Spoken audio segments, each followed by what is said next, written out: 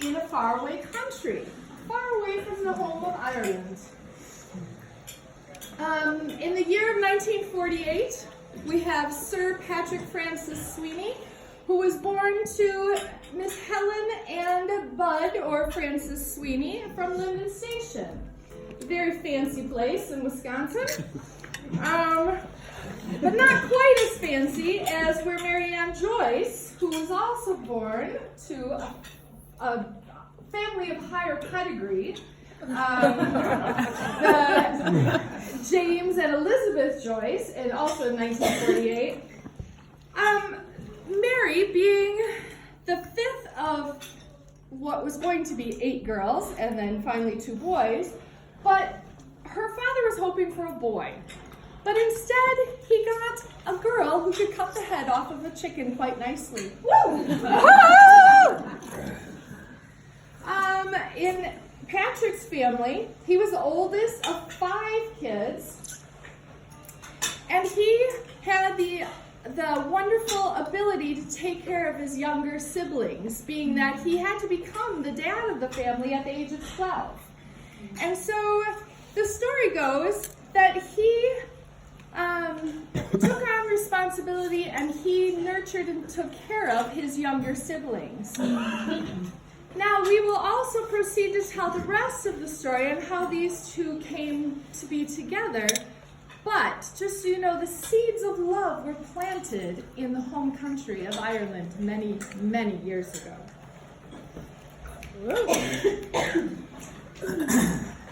Junior year, Pat and Mary had some classes together at Wisconsin Dells High School, but neither of them knew much about each other.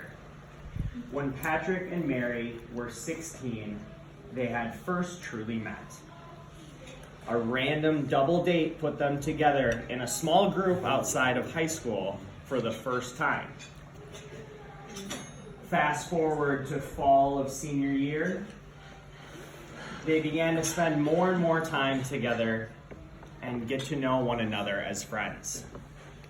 Patrick worked up the courage to ask Mary to accompany him on an outing to watch the stars one night after a dance.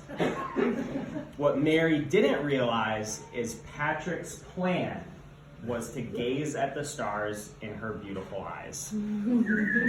A farm girl and a city boy didn't have much in common, but as we all know, opposites attract. A few weeks after that, their first date, they had felt a gravitational pull from one another's hearts. As the legend goes, after their 17th birthdays, Patrick Francis Sweeney asked Mary Ann Joyce if she would go steady with him. And their love had blossomed.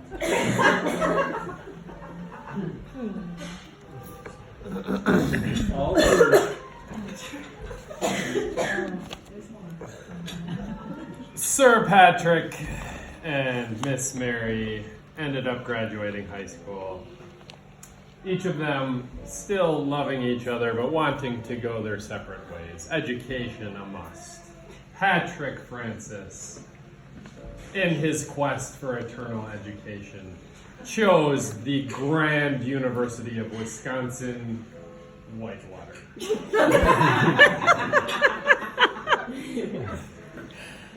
Where he wanted to become a medical professional. Mary, on the other hand, knew that her heart wanted to nurse people to health and enrolled in the famed Edgewood College School of Nursing.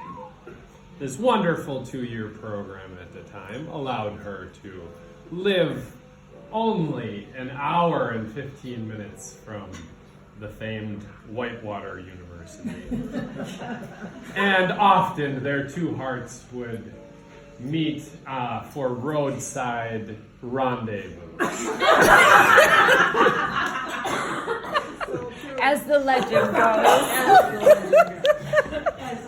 Patrick Francis, during this time of his life, did perfect his his legendary sheep's head skills in the dungeness common rooms of Hall White. Was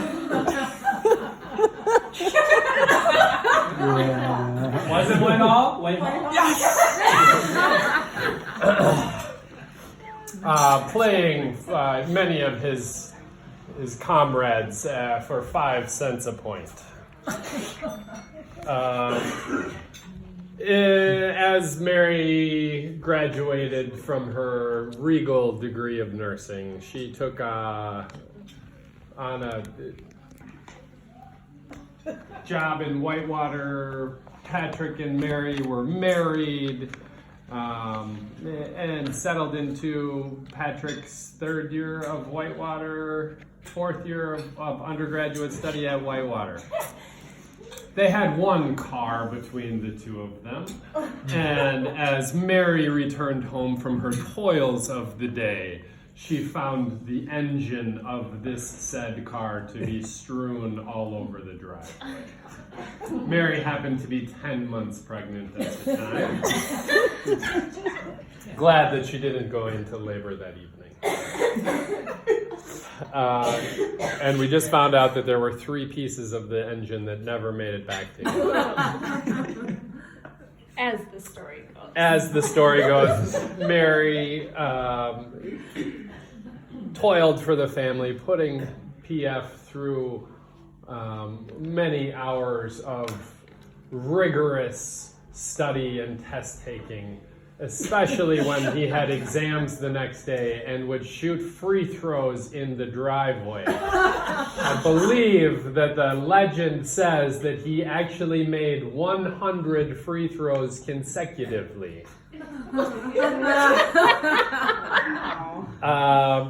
They were born in the summer of 1969. That's like a song, I think. Had 2 redheads that started to grow, and if you would ask either of the redheads who their parents or who their father was, they would always lovingly respond, "The mailman."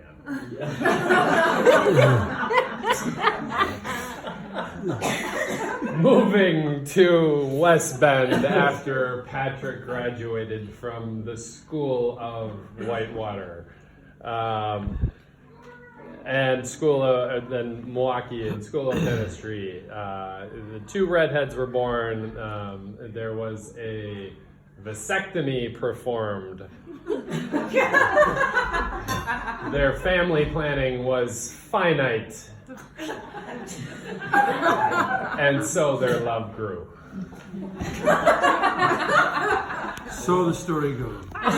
And so the story goes that the legend continues because the blessing of the loins happened when a fairy from far away in Ireland dreamt of 6+ more children from the loins and proceeded to bless. And there was a reversal that happened. During this time, Pat and Mary moved to the Wisconsin Dells, and they first moved to Lake Delton, I'm told, and then they proceeded to go to the house on River Road, and that is where they had the next blessing of the 3rd and 4th child in the family.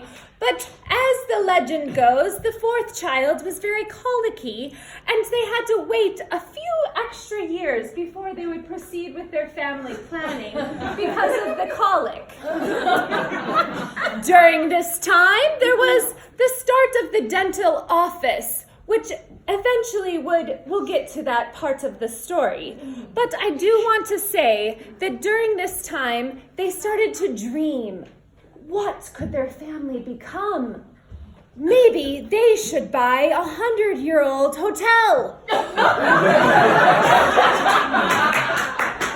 fixer-upper of sorts that they could spend to house all of the children that they had dreamt of that would be coming from the blessing of the loins. During this time, Queen Mary knew that her place in Ireland to become a saint, she must at least perform 1,000 diaper changes in her lifetime to become the Queen Saint.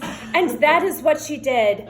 Also, the Patrick decided that the way that he could do waste not, want not, would to be going to the Martys, going to get the Christmas presents for the children, to make sure they had proper Christmas gifts. And so the children got pots and pans for Christmas. And that brings us to when they bought the Grandview Hotel.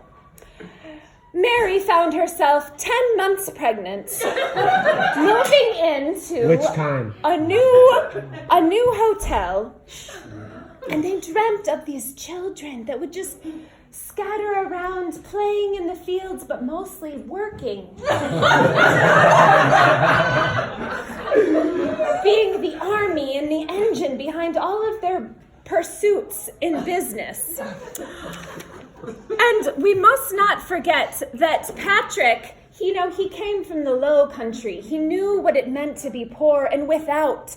And so he put that mindset into his children, that to waste not, want not, to be of service, to give of oneself, that is the greatest calling in life. And also Mary, being the saint that she knew she would become, but yet had to change, like I said, the thousands of diapers and the loads of laundries and the dishes and the cleaning, and also all of the work that would go into the Grandview Hotel. And so their love endured and multiplied because there's more children. The Grandview Hotel. Now, legend has it that only Patrick and Mary could see the diamond in the rough this property was. This was the fixer-upper of all fixer-uppers. We're talking squirrels in the basement, moles in the kitchen, and bats in the attic kind of fixer-upper. According to legend, Patrick and Mary laid in bed one evening in their new home, 6 kids sleeping soundly in their own rooms, when a cloud of bats entered through a hole in the attic and swarmed above them. They survived merely by pulling the sheets over their head and army crawling out of the room. In another twist of fate, Mary finds herself 10 months pregnant, enduring a winter with no heat in the house. Oh, and how about the time the tornado ravaged through Wisconsin Dells while the fixer-upper was upper on stilts, swaying in the wind. The estate, to say the least, was not fit for a king and a queen. And beyond the living conditions were other hardships, difficult pregnancies, the death of their 8th born child. And so their love endured.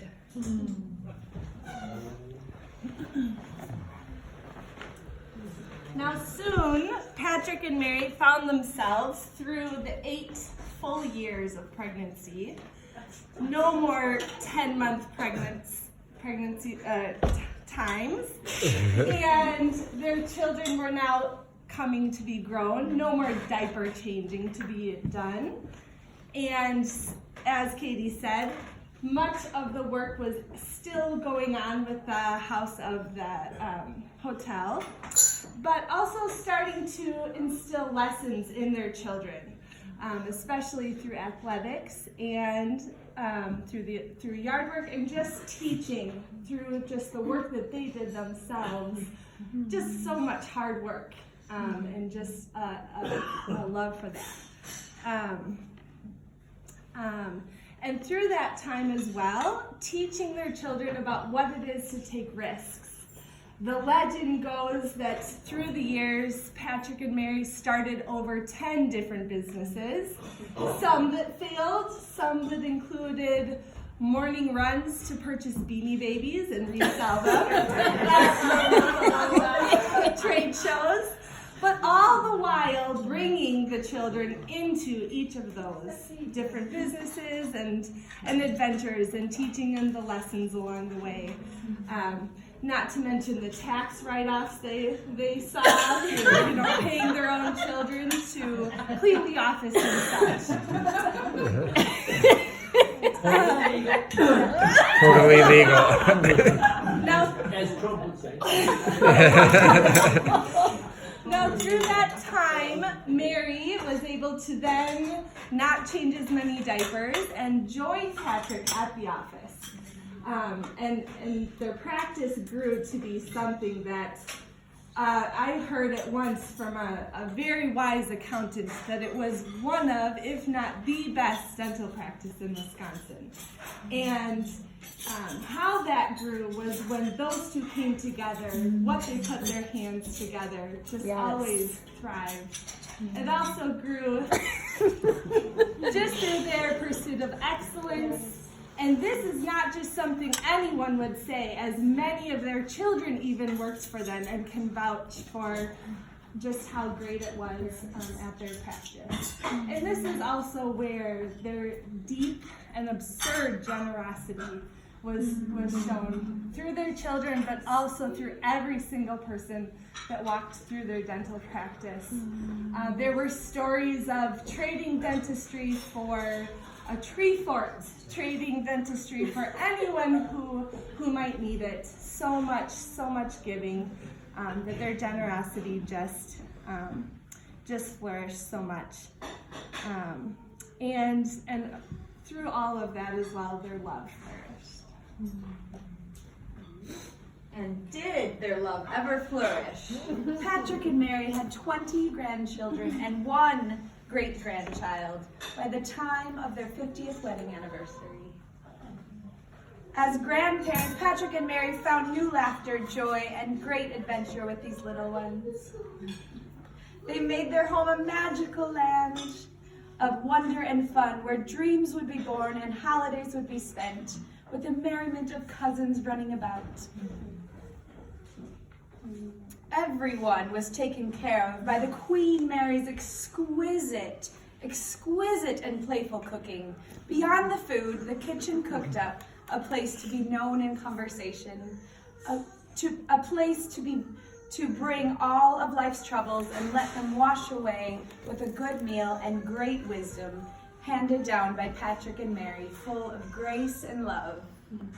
The adventure followed them across the country and across the world, and often stopped at candy shops along the way, where Grandmother Mary would insist each of the littles indulge in only 1 pound of candy. each of them. As the legend goes, the next generation would carry with them grandfather's imparted wisdom of genealogy and family history. The grandchildren would go on to create their own homes filled with love, exceptional hospitality, smells of homemade cooking, and forever passing down the recipes from Queen Mary's heart. And this was the legacy of Patrick and Mary, of Patrick and Mary's love. This great love blessed a multitude of generations.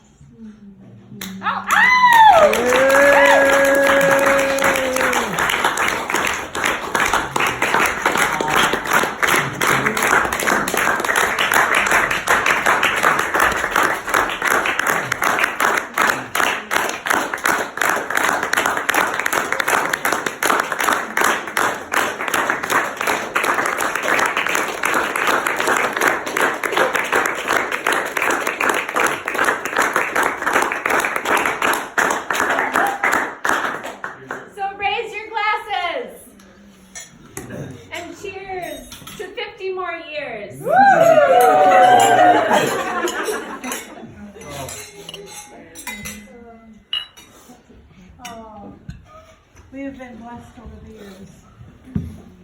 It's so, of course, it's so wonderful to hear all of the memories that you guys have. and it's hard not to bring tears to your eyes. As we grow older and realize our time on this earth is so short, and that, as my mom used to say to me, I might not be here next year, and it's so true with Grandma Helen on her last legs of her life. We might not be here next year, and to make the most of every day of your life, to influence somebody, to love on somebody, to bless somebody else that needs it. And you all look out and you see people. And you see people that need blessings. Because this is a damn hard world that we live in. But we all know that our eternity is set. And that we look forward to that. So the few blessings and really the many blessings that we get to share here on this earth. This week has been way over the top for me. It's been a struggle to get here and not knowing whether we would all be here. And I love each and every one of the grandchildren that Jesus has blessed me with. And each and one of the children. And just to grow up in a family of 10 children. And so many sisters that continue to bless me. It's amazing. And sometimes I think, Jesus, I don't deserve this, and yet he keeps giving it to me. And thank you for all that you've given me.